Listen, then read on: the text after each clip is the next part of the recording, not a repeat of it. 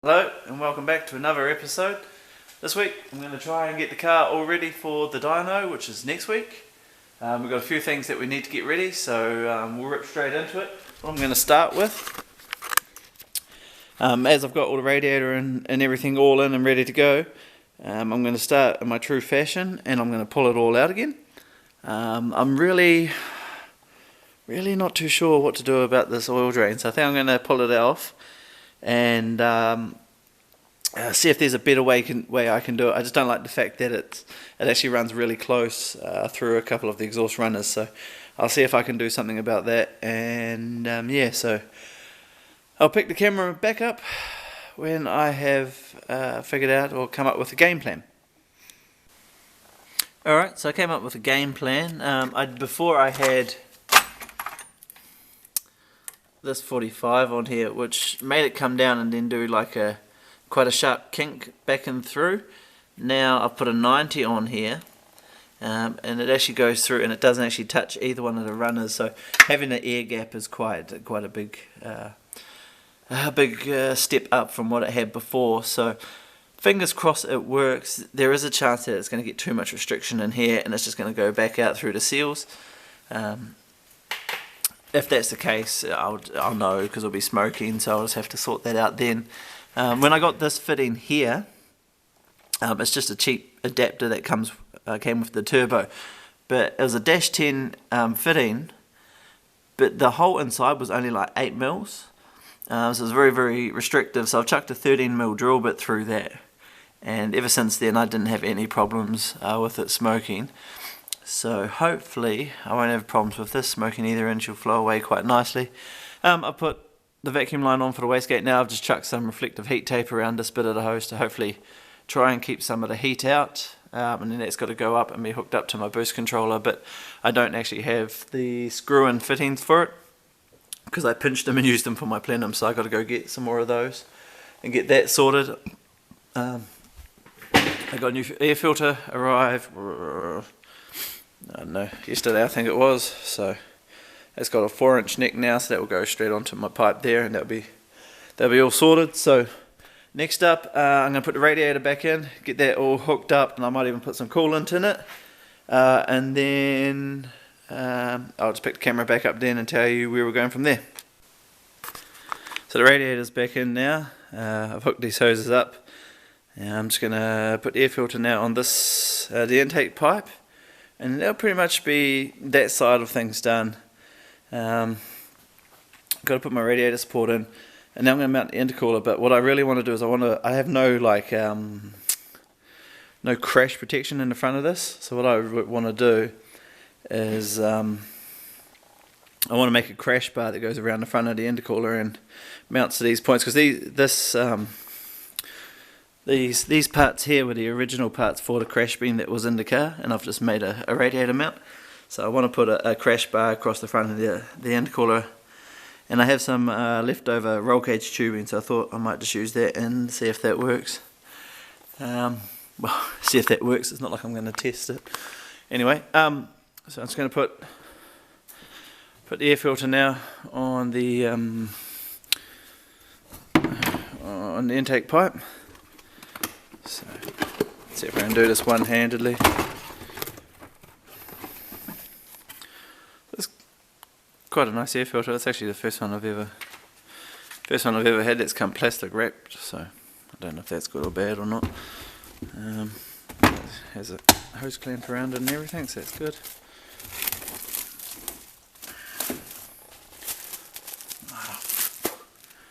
Alright, so yeah, it looks like a decent filter. Should be. It wasn't the cheapest one out there, so and then that's just got to go on there. So I might have to loosen that hose clamp off, so I'll get that hose clamp off and fit it up and get it on the car.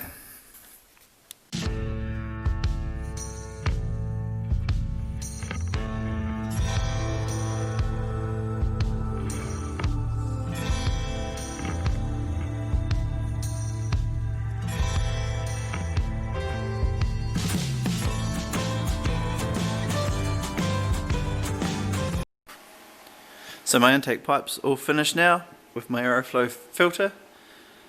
It's a bit dark, sorry about that, but that's just what you get when you're working at night. So that's all finished now. Pretty much everything in the engine bay is finished now. There's not much else to do. I've just got to bolt down the battery box. What I want to do here though is I want to build a bash bar here in front of this intercooler, just in case I ever have an impact or something like that. And I had talked to a certifier about actually getting this thing road legal one day, and he reckoned that I needed some form of protection in the front in case there's a frontal impact. So what I've got is, when I made my main hoop for my roll cage, I made an error, and I made it, I think it was, you can see that little bit there's welded on, down here, that bit there's welded on. It was that much too short inside the car, so I ended up having to make another main hoop. So I got this stuff left over and this little bit of straight here. So what I was thinking is notching this bit of pipe so it bolts, welds into the centre there like that, and then comes out, a bit hard to do this one hand, comes out and sits across the front of the intercooler here like this, something like that, and it'll just curve at each end, and it'll just, hopefully it'll be enough that if there ever is an impact, it will spread some of the force through into the chassis instead of just munching everything here and coming to see me. Oh, excuse me. So hopefully it should all fit behind the bumper too. The bumper actually has quite a big bulge in it. You can see how it's got that notch cut out in the front of it there. That's how far forward it can come from the intercooler. So it can come all the way up to here. So it's probably a good inch and a half. So this pipe in here should fit as long as it's nice and tight up to the radiator, intercooler, sorry, not quite touching, but just 2 or 3 mils away. That should be pretty good, and we'll get that done. That's just one of the last things I want to do tonight. I want to get that all finished up tonight. Then tomorrow it'll just be a case of putting some coolant in it and starting it, running it, and then it's on to draining the fuel tank and putting the new fuel pump in, and then it'll just be tidying some few things up, and she should be good for the dyno next week. So we'll have a crack at doing this now, and we'll see how we get on.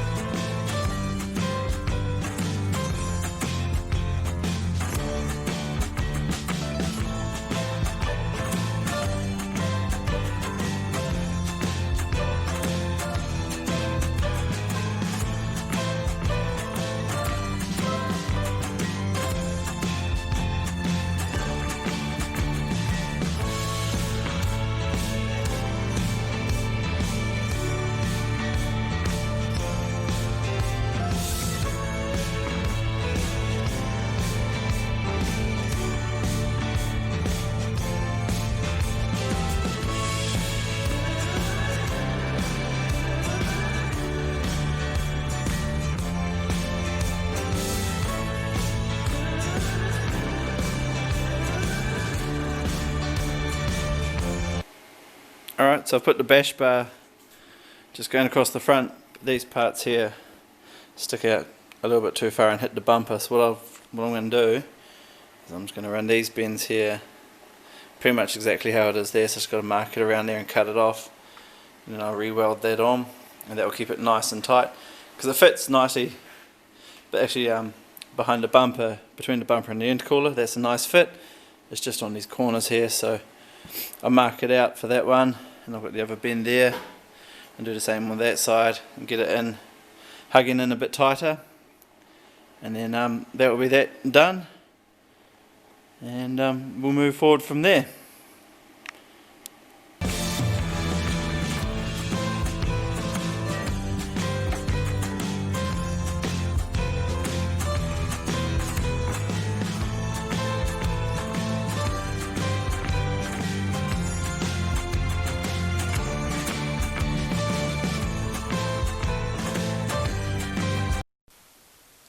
So the bumper fits.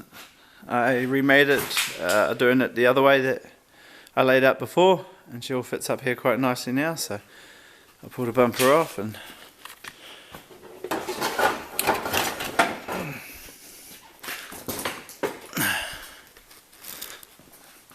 there's, I suppose, the monstrosity. It's not very pretty, but you know, it should give me some pretty good frontal impact if ever need be. Yeah, just gonna tidy it up and finish the welds off now, get that all done, and give her a lick of paint, get her all painted up. Should look pretty good, and then we'll move forward again, and we will carry on, and we'll just keep on chopping through it all until it's time to put it on the dyno. It's all on now, it's all welded up. Sorry for anyone who was enjoying the fabrication video clips. Unfortunately, my iPhone died midway through, so that time lapse just stopped. So I do apologise about that. I'll make sure it's fully charged next time. I actually wasn't planning coming over to the workshop tonight, so that's why I didn't have much charge left. But she's all on. She's painted. The paint's still a bit wet, so I have to leave that for the night to dry. And then yeah, I'll put the intercooler on tomorrow night and finish up the piping. Probably get the bumper back on, and then we'll do the dreaded fuel tank. Alright, so I'm finally biting the bullet, and I'm draining the fuel tank. So she's draining out at the moment, as all good fuel tanks do. They're making an absolute mess and spilling everywhere, but it's coming out, so we'll get that out and get all the fuel out, and then we will drop the tank, put a new pump in. Alright, well, that fuel tank drains. I thought I might just give you an update on where I'm up to on here. So I've done the front bash bar now, so hopefully that will help out a little bit if there's ever a frontal accident or anything like that. I've also put some heat tape around the vacuum line for the wastegate, and that is now plumbed up to the boost controller, which is there. All the lines in here are all, sorry for bad lighting, lights in there are all sorted now. I think I've shown you the intake, so that's that. I do have to make a catch can. Oh, focus. I do have to make a catch can to go over there, and then that will go back into the intake, but I just haven't got there yet. So yeah, that's pretty much it. The intercooler should be on there permanently now, so I can start putting the piping back on and getting that all sorted. Then the bumper can go back on, and the headlights can go back on, and then it's just tidy up the last few things. Might take it out and give it a wash. I have to drive it out to bleed the coolant anyway, because it's raining pretty rich, so it makes the shed stink out a bit. So just finish draining this tank now, and then we'll move on to getting that fuel pump in, and we'll go from there.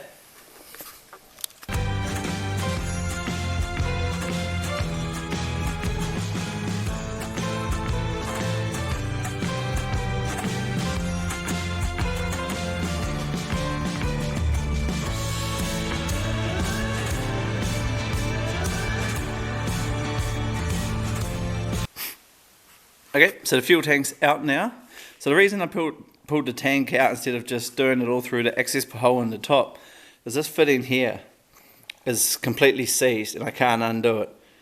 And to get that out, it's just very awkward to try and line the hoses up and fit them all through, etc, etc. So it's actually not that hard to drop the tank. It's literally just 1, 2, 3, and then 2 bolts on that side. It's just those, and you just loosen off your filler and the breather, and that's it, and then she's all good. She just drops literally straight out.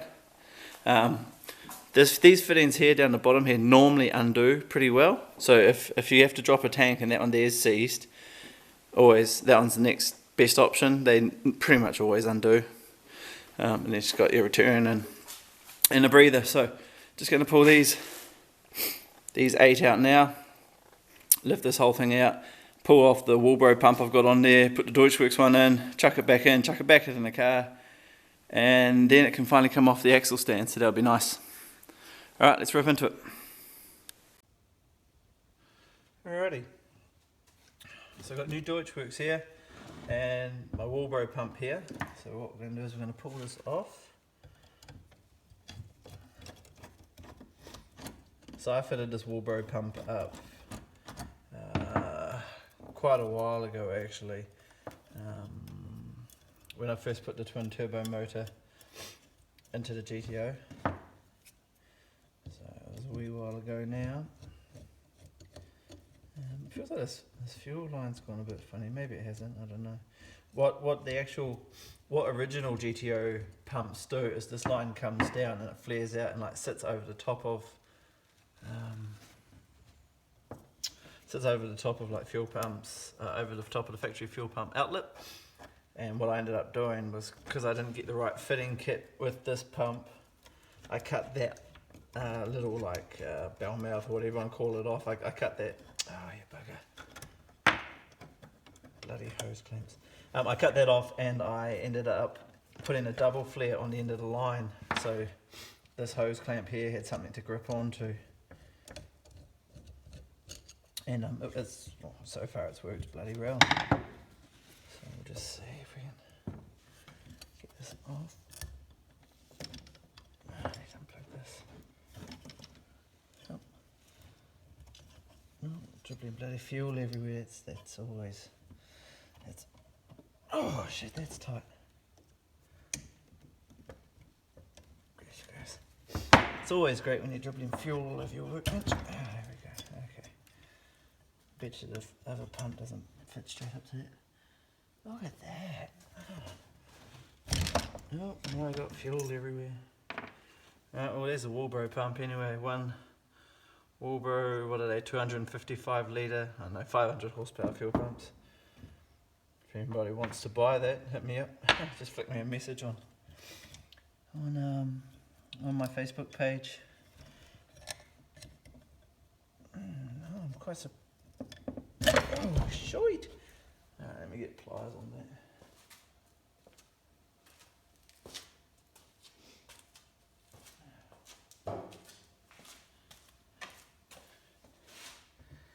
Shit's a bit bloody slippy. There she goes.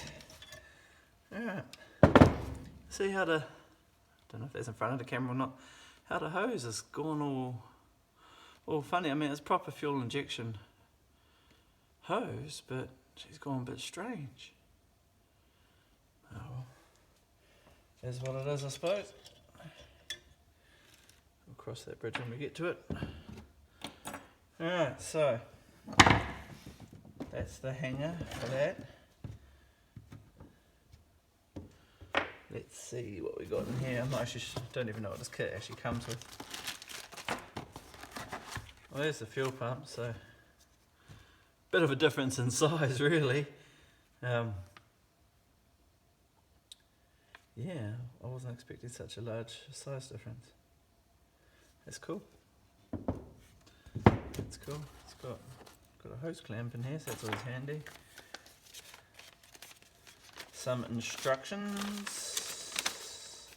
No, not instructions, just dimensions and what they can flow.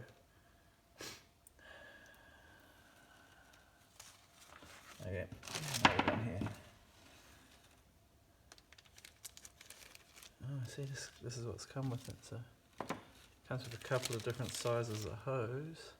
Hopefully it's better than the crap I used before.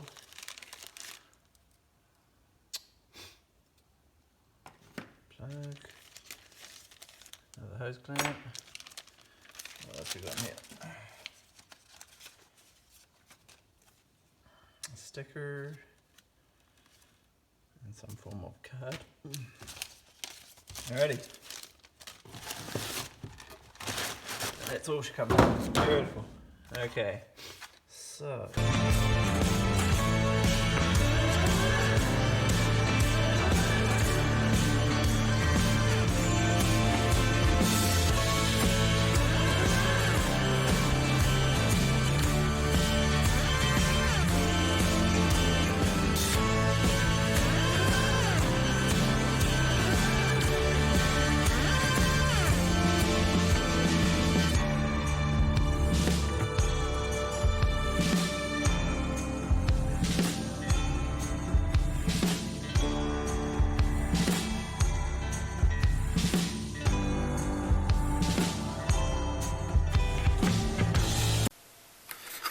So we've got the new fuel pump in there now. It was a bit of a mission, to be honest, but that was just a couple of things that were dodged up last time the other pump went in. But she's all in now, she's all wired up, she's all ready to go. So I'll stick it back in the fuel tank now, get the fuel tank back in the car, and put some fuel in it tomorrow, and start running it and getting it all going and bleeding systems and stuff. And yeah, but let's get it back in the car.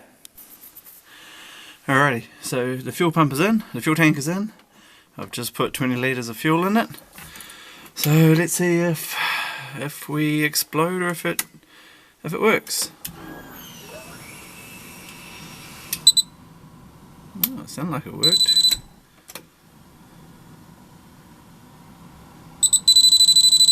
Okay, well, fuel pressure's dropping, so I need to wait for the relay to click off again. Let's try again.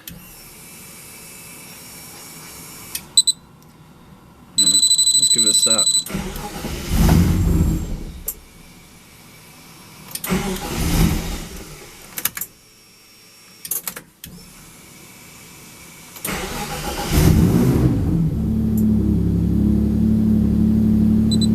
There we go. So we've got good fuel pressure, good oil pressure, good vacuum, and eventually we'll have probably probably very rich mixtures as well. So, well,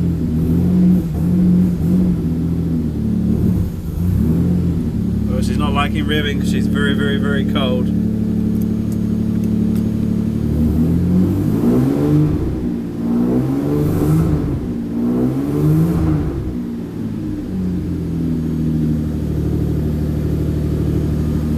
Really does need a tune, so we'll get on to that one next, I think. Yeah. Just going to turn that off because I don't actually have a any coolant or anything in the car. So as you can hear, she's running very, very, very rich. Yeah, so that will be it for this week's episode. Next week will be the dyno. The dyno for me is on Thursday, so I'll hopefully put the episode out on the Friday, and it will be either it going really well or it going bang. Either way, I'll video it and try to video as much of it as I can. It's quite hard for me to actually video at the dyno because his dyno cell or room is really, really small, and I don't have really great cameras that can like wide angle lenses or anything, so the camera has to be real far back just to get a very average shot. But I'll try to shoot some on my phone and chuck it in for you, and I'll let you know the results. Yeah, fingers crossed everything goes well, and she makes some good power. Yeah, we'll see how it goes, I guess. All right, well, yeah, I'll catch you next week, and yeah.